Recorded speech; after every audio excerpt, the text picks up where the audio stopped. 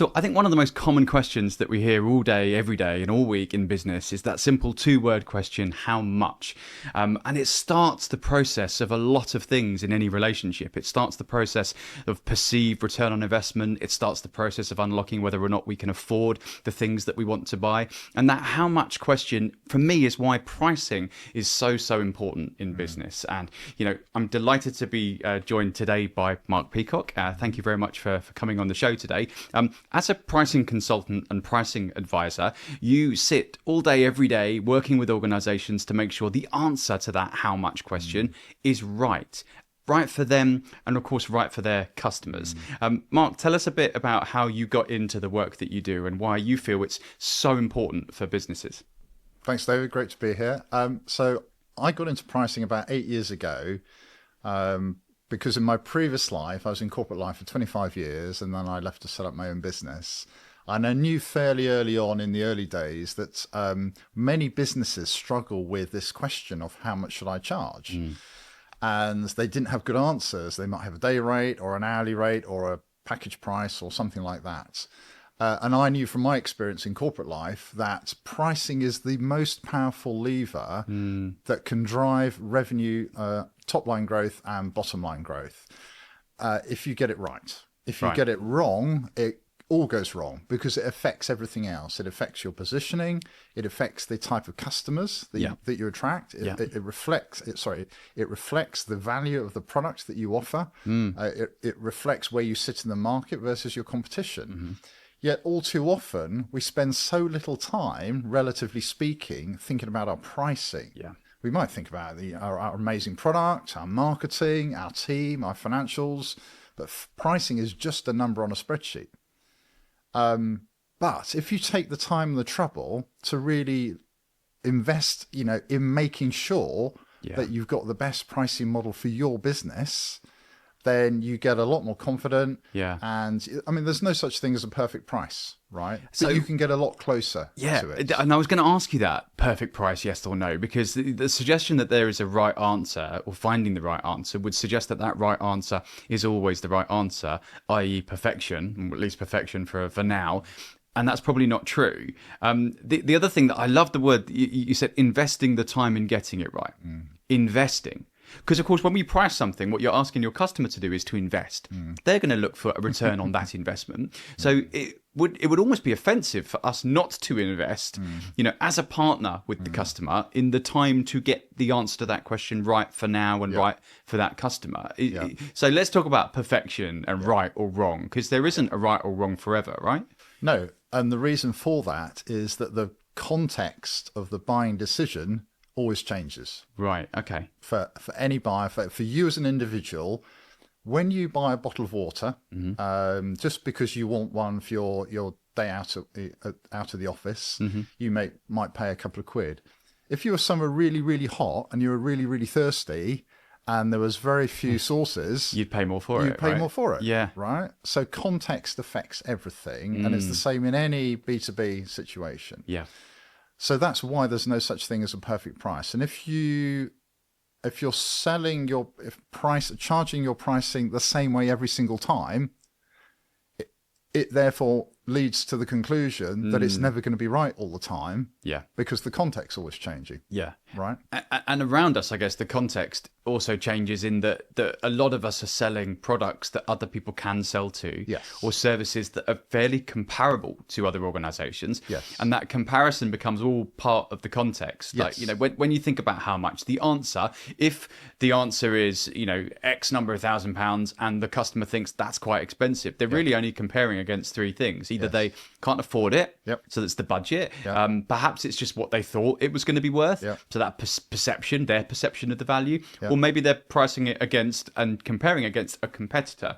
And that, in today's world, the speed at which competitors can move is more and more apparent, right? Yeah, exactly that. So we judge prices by comparing it to another price or another similar figure. So that could be a competitor's price. It could be the last time we invested in a similar service. It could be a budget figure we got on our spreadsheet. It just could be an idea that we got in our head from something else. As a seller, you really don't know what that reference or comparison price is.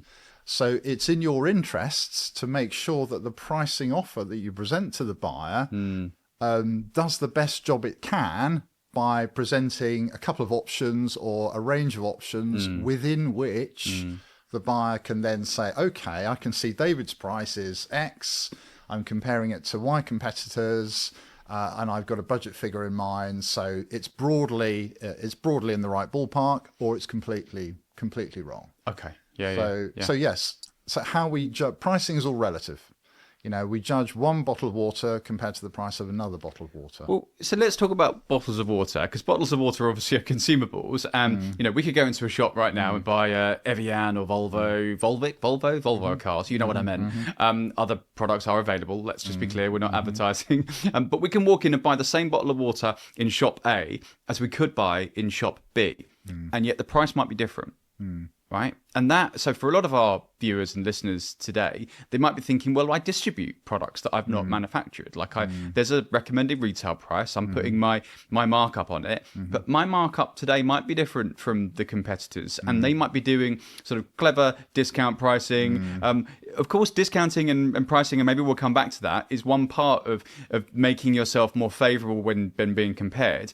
But there's also just an experience of brand, right? Like you wouldn't walk into a car showroom in Mayfair and expect the same price for a car as if you walked into a car showroom somewhere near Watford, right? The difference might not be the actual product, but the experience, the location, the chandelier hanging in the reception area. All of those things add to what you might perceive to be the price. Is that? Well, I think that's important. Is it? I mean, of course it is. Yeah. So this is all about pricing is how you capture value. But before that, the job of your product, your marketing, your sales effort is to create perceived value. Yeah. Right. And all of that shapes demand, and it influences how much people are willing to pay for your product. Yeah. So whether it's the Mayfair showroom or a one in a side street around the back of Watford, all of that affects a buyer's perception of A, do I want to buy from this supplier, yes or no, and B, how much am I willing to pay? Yeah. And the issue is that most people only think about the first question when they're thinking about their marketing and their brand and their product. Do people want this product, yes or no? And they think they spend less time thinking about how much might they be willing to pay. And at this stage, it's fine to think in broad ranges. We don't need to nail the number. We just need to think, okay, well, if I'm selling consumables and the price might be, £10 to £100, or if I'm selling a business-to-business service and it's higher end to an enterprise, it might be £50,000 to £100,000. Yeah. At this stage, we just want to nail down the ballpark range that we're in, and then we can design a price response within that range that's going to make sense. So we're into sort of price ranges and trying to define the price points, the price responses. These are the decisions that we need to make. Can I kind of step back a little bit and just, because you've mentioned about sort of what's going on in the head, the mindset of the customer, perception, of course, being very much in the mind of the customer, and of course influenced heavily by the way we think too. Can we go back to that? Let's think about why is money such an uncomfortable conversation for so many humans? Forget business for a minute, because it's an uncomfortable conversation for humans, and maybe this is culturally as well. I know here in the UK we have a slightly different view of talking about money than perhaps they do in other countries. So yeah, tell me a bit about your views on why money is such an uncomfortable topic. Yeah, I think the problem is, particularly as a seller, as a vendor, the price that we can charge, we think directly reflects our self-identity and our self-worth. So particularly in the early days when we're starting out a business, we tend to charge the least we can get away with because we want the business and we don't want to upset the customer. And we are scared of not winning the business. We are scared of rejection. And when that rejection event happens, we think, oh gosh, I'm not worth it. It's like the L'Oreal tagline, isn't it? But it's nothing to do with that, of course. So we tend to believe that the prices that we can charge and the money that we're willing to pay is very much linked to our self-worth and our self-identity. Yeah. Yeah. And that's what makes it hard in the early days. I think once your business starts to evolve and you move to more of a, you're selling a range of products and services and you're less attached emotionally to the outcome of the sale, you can put some distance between that question, how much should I charge, and is the buyer willing to pay or not? So if you own the business, it's that journey of increasing your own feeling of self-worth, putting the distance between what you're charging and what you believe you would be worth, and that for organizations that might think of themselves as the product, essentially, you've got service organizations where without the person there isn't a product.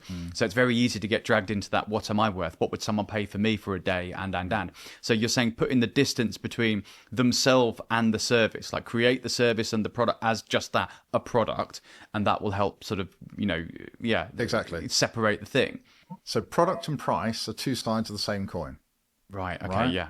If I'm going to buy something from you, that's the product. A, I want to know what I'm going to get. So what's included, and B, how much am I willing to pay? Sure. Right. And you have to answer both questions together as the seller. You can't just design a perfect product and then tack on a cost plus margin price at the end of it, because that's the least you're going to get away with. You have to look at the two things together. So the product has value. Yeah. Of course it does, because why else would people buy it? And all you're asking is, in return, how can I capture value through the pricing mechanism? What's a fair and reasonable exchange of value between me, the seller, and you as the buyer for the range of benefits that you'll get from taking this product? I like fair and reasonable. I love that phraseology, fair and reasonable, because I talk all the time about win-win. Great customer relationships have to be win-win. It doesn't necessarily mean that they're always equal. Right? Fair and reasonable may mean on any given day that someone gets the slight edge on the transaction than the other. And that could be that the supplier gets the slight edge because they get that commercial win. We know the customer's going to get the value that they're looking for, so that's why it's win-win. But we do get the commercial win, the profit win that we're looking for. On another day, you might choose to get maybe slightly less of a profit margin because it's supporting a longer term relationship. Those choices are all ours to make. It doesn't necessarily mean constantly, but so fair and reasonable, I think, is a nice way of putting it. The other thing that you mentioned there about, the seller. So the seller isn't just a brand. The seller isn't just a company. The seller, for a lot of organizations, is a team of people, and they'll all have their own mindset, their belief systems. They'll all have their own way of experiences, self-worth, pricing, what they think the value of money is, and right? So that, I think, is really, really important. It annoys me, and as a consumer in the B2C world, it annoys me when I ask for something in a shop, or, you ask for something extra in a restaurant. This is a classic one. You say, or can I have an extra this, or can I have a side of, and the waiter or waitress says, it'd be an extra £4. As if to say, are you okay with spending more money? And I always think, well, let me decide whether or not. But the way it was almost apologetic. It'll be an extra £4, and it just makes you think, well, maybe the extra, whatever it is, £4 in this case, the extra or the money that they're asking for might feel like a lot to them. And that's not going to help the brand, help the business. I mean, if that was someone in a 5-star restaurant, do you think the owner of the 5-star restaurant wants waitresses to walk around asking, is it okay for an extra £4? That's not the right experience. So how do you think businesses should go about creating the right mindset within sellers, the groups of people that have to talk about the money? Yeah, I think that's a great point, and you're absolutely right. In every sales team that we've ever come across or encountered, every single one of them will probably give us a different price response when we ask a question. And that's suggestive of the fact that probably there's not a really clear pricing policy, if you like, behind the scenes in the organization. So they haven't decided how they want their prices to communicate. They haven't written it down. And they haven't trained it out to their front of house, their frontline salespeople. So, of course, salespeople do what salespeople do, which is think of anything that they can say to make it amenable to the customer and get the sale over the line. And that then comes back to all of their own personal identities about the value of money, self-worth, self-image, etc., etc. And that's when you get a million different responses. Yeah. So for a selling organization, having a really clear pricing policy, which sounds a bit dull, but it's really, really important. Yeah. And you just have to write it down. Yeah. It just needs one sheet of A4. Just write, this is our price positioning. We are a premium seller of X because Y. Yeah. These are our prices. This is where we sit in the market versus Yeah. our competition. Yeah. And this is how we communicate our pricing, Yeah. including whether or not we do discounting and things. To your second point about, the £4 extra. So again, this comes back to the point of pricing relativity. So if I'm spending several £100s on a meal, do you think I'm going to be too bothered about paying an extra £4 for Sure. a side dish? No. Probably not. Yeah. If I'm spending £20 on a meal, that's more material. So it depends on, again, the buying context. Yeah. Have I just given the game away of what sort of price meals I have when I go out? As to Maybe. whether- perhaps. So that's the wonderful thing of living in the Shires, isn't it? So I guess let's now fast forward and talk about that pricing policy. Maybe it is just a one-pager. As a business, I'm with my leadership team. I'm sat down. We're going to come up with our pricing policy. I would always say when you're starting any policy, let's figure out in the room and as a business, as a brand, what do we believe first? So I'm going to start with beliefs, if that's okay. What are the biggest beliefs, the myths? Let's call them myths. What are the myths that we need to address or debunk before we start putting pen to paper as a business? Yeah, it's a great one. I think many businesses are very inward looking when it comes to understanding the true differential benefits that their product or service offers. They Right. say, oh yeah, we're great because we've got great people. Yeah, or we've got the best customer service, or whatever it is, or our product works 3 times faster than the nearest competition. Yeah. So those facts might be true, and they might help you differentiate what you do, but is that how the customer sees it? So there's a lot of internal bias, I think, first and foremost, and that then builds out a whole story of their value argument. We're better because X and Y, so therefore we can charge X or Y more. So that's inside out thinking. We want to turn that round into outside in thinking. Yeah. And making sure that we're really understanding true perspectives on value from a customer's point of view. I love that. So I talk about outside in thinking as well when Okay. it comes to customer relationships, customer experience. Sometimes what I would encourage people to do is to have something in the boardroom. Maybe it's a hat or a picture of a customer, something in the room that just visually constantly reminds us that we have to think of this on behalf of them too. Because we spend so much time in our businesses thinking on behalf of us, our bottom line, our spreadsheets, our people, what we want to achieve. And yet, as you rightly say, outside in, we've got to think of it through the perspective of a customer, right? Yeah. And then the second problem is being too anchored to what our competitors are charging. So it's really important that we understand what our competitors are charging and trying to find that out as best we can. But what we shouldn't do is get so hung up on it that all we're trying to do is say, well, they're charging £100, so we're going to charge £90, or we're going to charge £110. Yeah, it And just that's leads the to a end of the discount pricing decision. conversation. Yeah. Far better that we start with understanding the value that the customer is trying to get from our kind of service, and then creating a product offering that delivers that value and has a pricing mechanism that's fair and reasonable and allows us to capture some of that value. Yeah. So focusing on the customer and the value of the product. Yeah. There's a great simple formula that anybody can remember. Value equals benefit minus price. Value equals benefit minus price. That's all you need to. It's got nothing to do with cost in those 3 statements, right? So value that the customer gets from your product or service is derived from the incremental benefits that your product or service offers versus the competition, less the price. Yeah. That's it. Yeah. So if you think in those terms and start with that, write that on a flip chart or a whiteboard, and just write down your answers under each of those things, it changes your perspective on how to look at pricing, because that's how we judge pricing. Value is benefit minus price. Yeah. That's it. We do judge pricing. We like do. if something looks cheap, we immediately start questioning whether or not it is cheap. Like I'm guilty of saying this in my house. I say, you buy cheap, you pay twice. Like if something's cheap, then maybe later on you'll have to replace it. And that's not always true. It's not always true. but it does sort of, it forms part of that belief system when it comes to seeing the price first off. Oh, that looks cheap. There must be a reason for it. And I guess we have to get through those barriers. Yes. So there's we use mental shortcuts known as heuristics. So if we see a price for a product in a category and it's at the low end of the scale, our mental shortcut is, well, it's cheap, so therefore it's probably not very good. Equally, the other end of the scale, it's really expensive. I'm sure it's high quality and really, really premium. I've then got to decide whether I want to make a buying decision for that product. So heuristics are how we make quick shortcut decisions, and we use them a lot, particularly when thinking about pricing.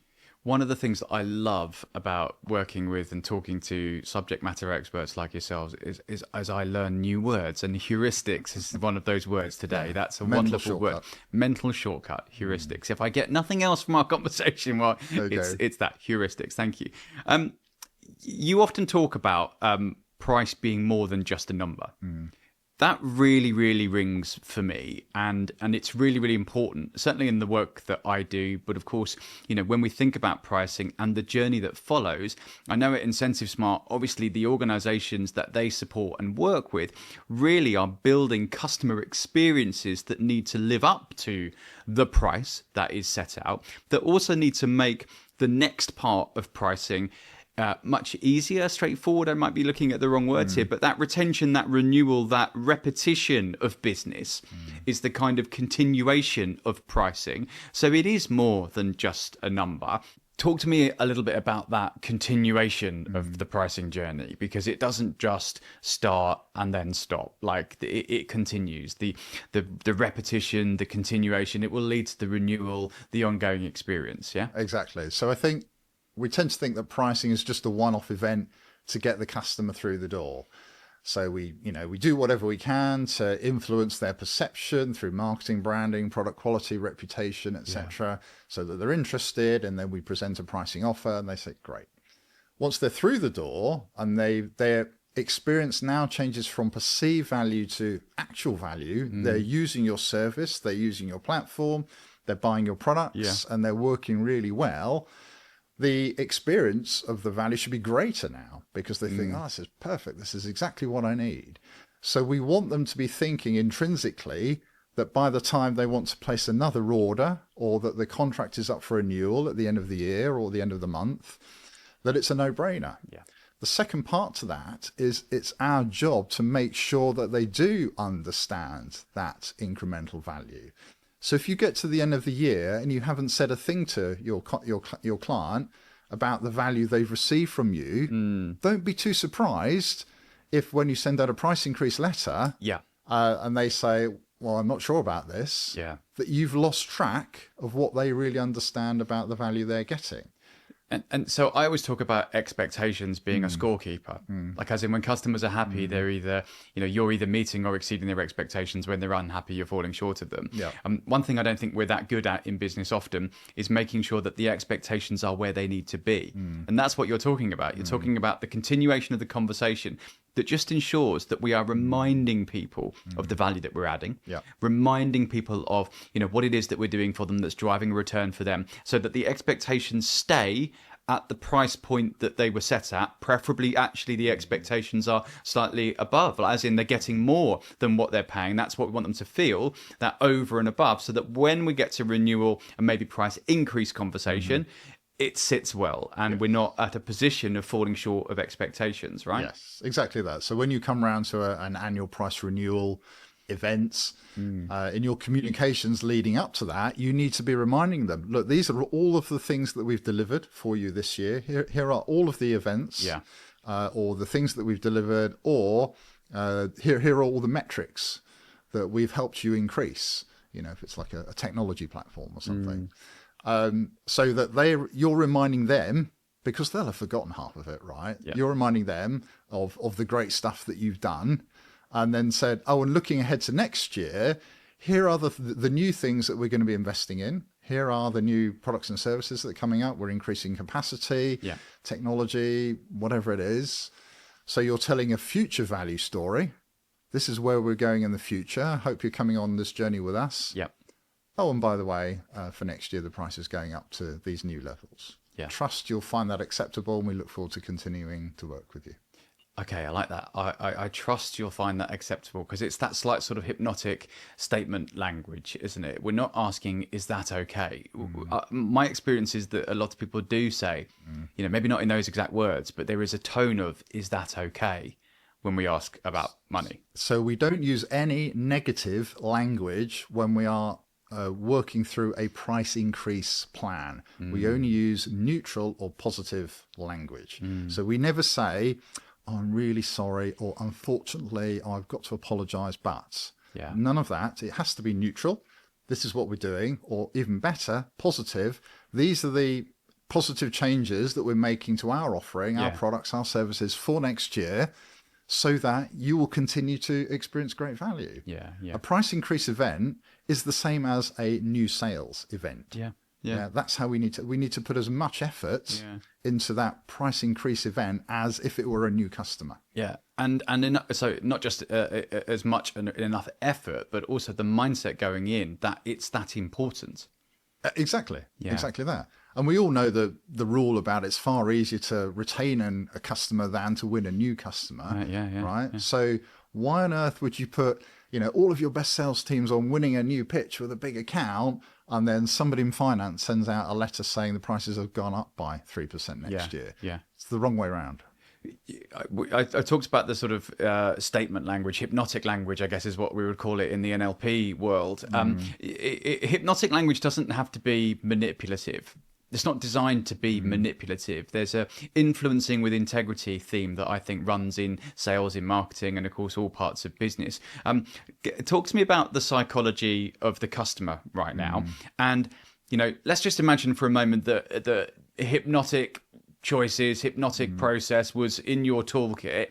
What is the psychology that you would like to shift, reframe, change for the customer that would make the relationship easier, better for you from a win-win position? So I'm not talking about manipulating customers into believing that your price increase of 50% this year is valid, fair, and reasonable.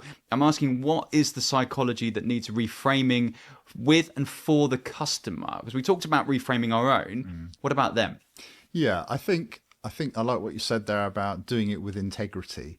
So in my view of pricing, you should never do anything that misleads or tricks a customer into either agreeing a sale or agreeing to an onerous contract, because it will come back to bite you in the long run. Either at renewal, or you'll get bad reviews on Google or complaints or whatever it is. So all pricing has to be done with integrity and thinking about the long term. In terms of how you then, so that's the fundamental principle. In terms of how you position it, so I use the language like, I trust you'll find this acceptable. Rather than saying, I hope you'll find this acceptable, right? So it's a slightly better word because it displays confidence. It's effectively saying to the buyer, these are the terms that we're offering you for renewal or for a new proposition. Hope you'll agree to them. If you don't, that's fine. We've got some different routes you can take here, or if you want to make a different decision, that's absolutely fine as well. It's your decision. Right. So it's an entirely confidence-led set of positioning, rather than we really want you to stay. Confidence is the word there. So when I think about sort of statement being the price in this case, response being the choice or the unconscious choice of the customer, hope in the gap. So, the hope is in the gap between statement and response, and it's filled with a question, an air of wait, and hope, never a strategy. Confidence is that trust bridge. Like if we say the price, the response, if filled with trust and confidence, has integrity and is a designed response. I think confidence comes from knowing your position as a vendor, as a seller, but that then translates from the buyer's perspective into courtesy and respect. Right. So as a buyer, I'm receiving that communication. So, okay, fine. They're being very respectful, very courteous. They've given me plenty of notice of this price change. They're telling me what the situation is. They've done a great job on telling me the value story. it's my decision now. So you're making it very clear. Of course, it's my decision, but you're acknowledging that in the communication. So there you go, Mr. Buyer. You have agency over this. Yeah. Let us know what you want to do. Yeah. Because I suppose that silence will lead to a response. Even if it's a negative response, at least, it's still their choice, and it will lead to that. And we don't need to ask the question and hope that we get the right one. Yeah, and I think just as a slight another angle when thinking about price changes, price increases, if you've got 100 customers paying £25 today, most people approaching a price change will be very nervous about losing even one of them. But if you do the maths and you say, well, I'm going to put my price up to £27, I might lose 2 or 3 customers. Actually, you'll be better off on your bottom line. Because you've lifted your 97 customers up, £2 extra. That all falls down through to the bottom line. You've lost 1 or 2 customers, and maybe they're the really tricky ones anyway that moan and complain about service, and they're the most demanding, so therefore the least profitable. So actually, your business is in a better place. You've lifted your entire base up by X%, and you can now go on and sell at that new level. Sometimes the easiest way to actually grow a business is to lose some of the stuff that's holding you back, and maybe that bottom end of customer base is the bit that's holding you back. Mark, there's so many different routes and paths we could go down with sort of tactical execution of a pricing strategy and writing that pricing policy. You spend an awful lot of time with organizations coming up with their right answers on how to actually price their services, their products. We've talked today about the beliefs, the mindset, not just of us as a business collectively, but us as individuals, as sellers and on sales teams. Then, of course, the psychology and the reframing of that psychology for the customer, their perceived value, what value really means, and that wonderful formula that you've given us in terms of the gap between the price and the perceived value, all of that stuff in terms of what we actually bring to the customer. For those people that are listening or watching today and thinking, right, pricing's on my list. We've got to get this right. Like, we've got to invest. We've got to invest some time in looking at it and coming up with our policy. What are the things that they should start doing now? Like, so if this week was a set of, small number of actions that could get them on that journey of realigning or resetting their pricing model for success, what would you suggest?